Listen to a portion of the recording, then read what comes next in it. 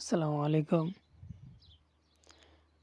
দেখেন ঘাস কাটে কীভাবে ছোটো হাসাদা দিয়ে এই ট্র্যাক্টরকে এর আগে আপনাদের ভিডিও দিয়েছি। বড় হাসাদা ঘাস কাটছে, তো এটাকে ট্র্যাক্টর বলে বাংলাদেশে। দেখেন এগুলো মেশিন লাগায় ঘাস কাটতেছে। দেখেন কত সুন্দর করে ঘাস কাটে, তো অনেক অনেক স্পিডে চালায় ওরা। 3 গিয়ার 4 গিয়ার দিয়ে চালাইতেছে। দেখেন কত সুন্দর করে ঘাস কাটতেছে। যার একটা হাসাদা আছে ওই সাইডে।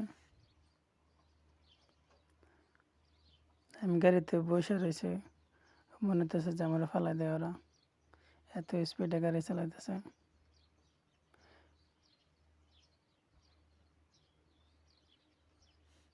এই যে দেখেন সৌদি আরবে ঘাস, এগুলো 1 মাস ঘাস পানি চালানোর পরে কাটা হয় আর কি, মেশিন দিয়ে।